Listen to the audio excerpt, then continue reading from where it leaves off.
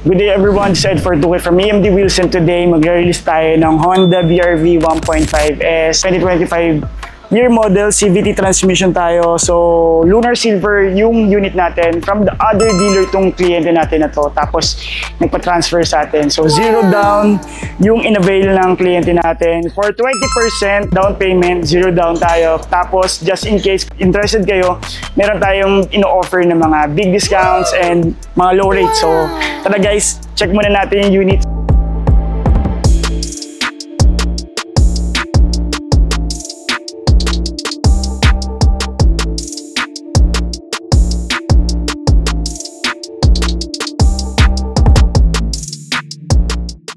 Start muna natin dito sa likod. So syempre, shark fin antena, meron tayo washer, third brake light na LED, tail light na LED, defogger, wiper, tapos meron din tayong reverse camera.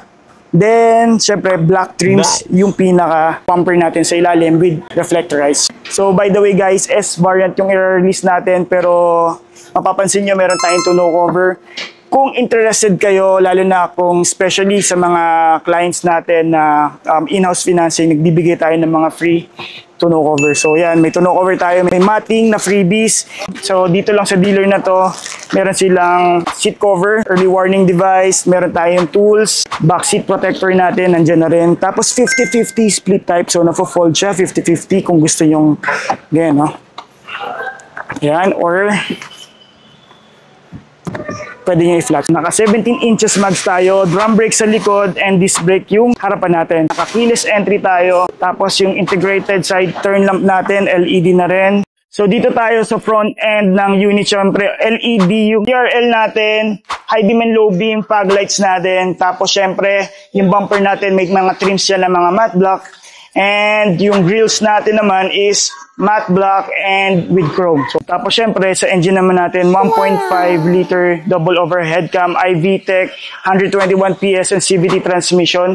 So sa ngayon lang take note guys, so September pa lang ang meron tayong promo na free 1 year PMS. Sa second row natin, so 60-40 split, so napo-fold siya 60-40, tas one touch tumble. May ISOFIX siya. Meron tayong second row vent. Ito yung itsura ng fabric ng BR-V S variant. 12 volts outlet natin. So dito tayo sa loob naman ng Honda BR-V. So nandito yung mga controls natin. So switch ng window natin, central lock, window lock, tapos adjustment ng side mirror. Tapos black yung sidings natin with silver trims. So pang dito sa loob, naka-silver trims yan. So dito naman may vehicle stability assist tayo. So pag open ng gas natin and sa hood nandyan. So may footrest, ayan may footrest tayo, yung brake natin and yung gas natin. Tapos dito sa upuan naman, na-adjust yung upuan natin, dito yung lever niya. So adjustan ng height.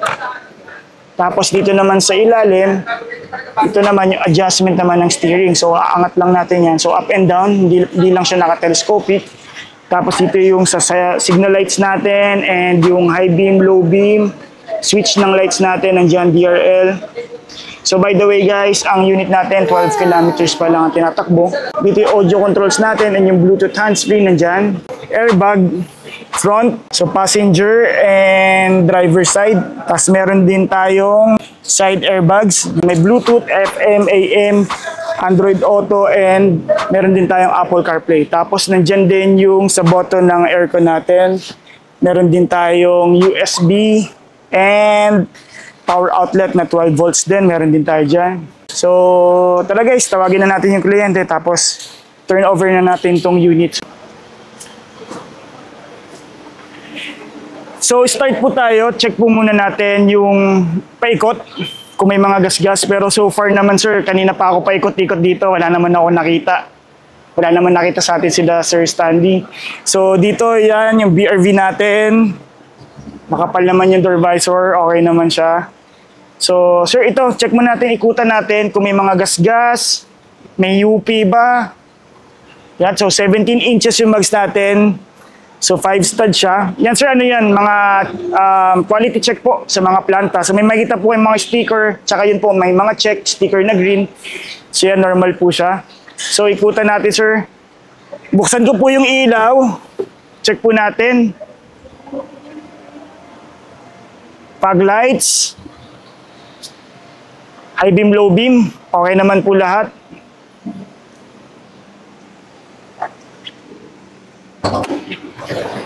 So LED na po yan. LED yung DRL natin, high beam, low beam, fog lights. Itong mga corner lights lang po natin ang hindi LED. So yung mga signal lights lang po natin. Sa engine po, ito naman po. Sa engine natin, ang difference lang niya between the V and VX, wala lang po siyang hood insulator. Tapos wala rin po siya dito sa ilalim, yung pinaka-splash guard niya sa ilalim. So just in case, kung gusto niyo pong naka-ready naman siya, pwede po natin siyang palagyan. Kung just in case na gusto po natin ipalagay. So same lang po yung engine niya, 1.5 liter, double overhead cam na siya. Tapos timing chain na siya, hindi siya timing belt. So dito po, baka po magulat kayo, pag in-start natin yung kotse, may mga talsik po dito sa dipstick. Normally po kasi yung mga old models po natin, ang dipstick nandito sa may block. So, pag dati, yung mga mekaniko, pag sinabing sa dipstick, may bumubuga or may langis na tumatalsik blow-by. So, ito naman po, since bago na yung design ng engine natin, normal lang po siya. Kasi nandito po yung mga tappets natin, yung mga valve po natin. So, tumatalsik po siya, naglalagitik po talaga siya dyan. So, ang lagi po nang natin i-check dito is ito, sa washer po natin. Any solution, tubig po na malinis, pwede po natin lagyan. Tapos, dito naman po, yung sa coolant natin, pwede nyo po siyang i-check.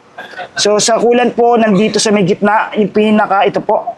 Ito po yung pinaka-max niya. Dito po. Dito siya lalagyan. So dito po siya lalagyan. Huwag po natin dito bubuksan. So dito lang po lagi.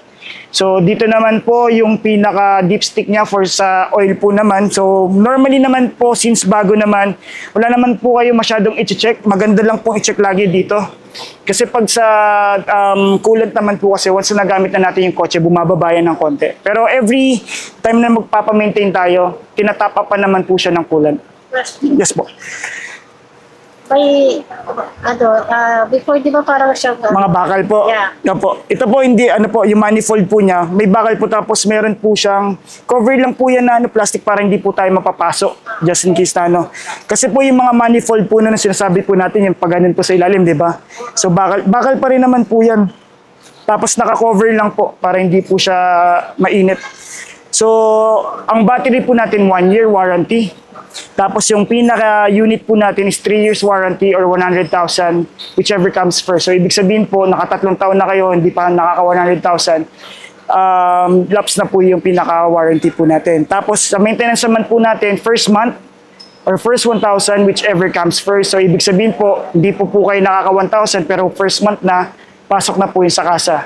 And then after that is 10,000 po or every 6 months, whichever comes first na naman po. So every 6 months na iisipin nyo kasi malamang po, baka hindi po naman natin maabot yung 10,000 every 6 months. Kasi talagang laging gumagala yan pag yung sasakyan po. So wala pang 10,000, basta 6 months pasok na po. Ang maganda dito, this month po sa Macto, meron tayong promo na free 1 year PMS. So pati mga change oil, lahat ng gagastusin po natin sa PMS po natin sa first year, libre po siya lahat.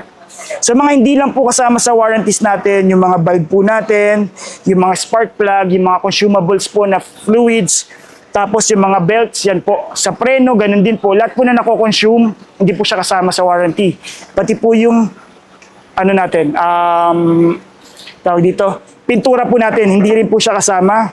Since hindi rin po kasi masasabi natin kung saan po ipapark yung kotse, papasok naman po siya sa insurance po pag nagasgasan. So ikot lang po tayo. So 210 mm po yung ground clearance natin. LED na rin po ito. LED tapos manual na nafo-fold po. Tapos sa bubong sir, check nyo rin po baka mamaya kulay itim pala yung bubong. Baka po may gasgas or may dent, pero so far naman po wala naman po siyang kanina. Ipot ng ibon, ipot ng adarna. Okay naman po siya. So mating sir, nandyan, meron tayong mating sa unahan, mating sa likod. Tapos dito sir, sa second row naman, may second row vent po tayo dito.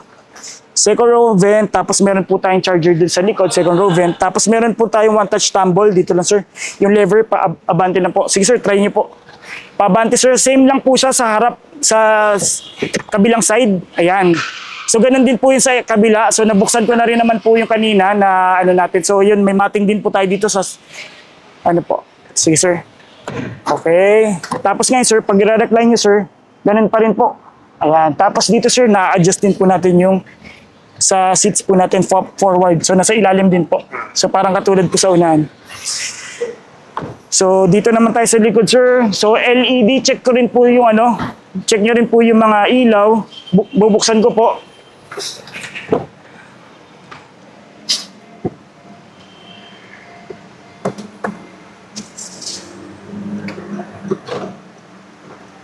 May ilaw naman sir lahat.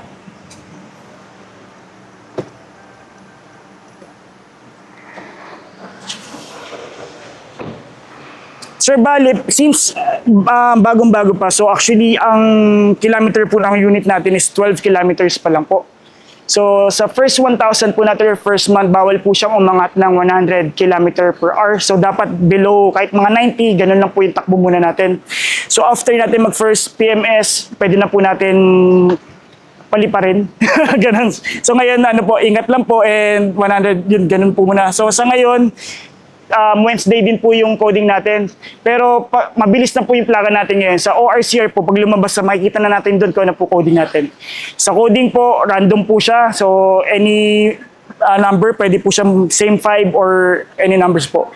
So may defogger po tayo, washer, wiper, gumagana naman po siya lahat. May reverse camera po tayo. Tapos matte pa rin po yung pinaka-bumper natin sa likod. Ito po yung lalagyanan po ng mga tow hook, pati sa harapan. Yung reserve tire po natin, nandito po sa ilalim. So para po ma-access natin yan, makuha po natin yung reserve tire. So ito sir, yung libre ko sa inyo, itong dalawa. Tapos dito sir, dito po, yung pagkuha po nung sa reserve tire, gagamitin lang po natin yung tools natin doon. So nandito na rin po yung seat cover natin, early warning device sir. Alam ko nakakuha ka na naman ng nakakuha ka na din. O kinancel mo na. Sayang din, ayun na. So nandito po yung tools, gagamitin po natin dito para mababa. So yung mga tools po natin, basic tools lang po siya pang tanggal ng mga gulong po natin. So dito po 50-50 split po siya, so hinahatak lang po. So naka-ano lang dito, tanggalin ko lang po. Sige sir, try nyo po, hatakin po natin. Kaya dito lang po, kasi naka-ano po dun sa ano.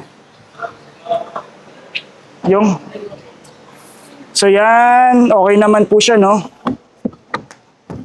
So yung pag ano po, yung pag fold po, tutulak nyo lang din po dito yung lever. Yes po.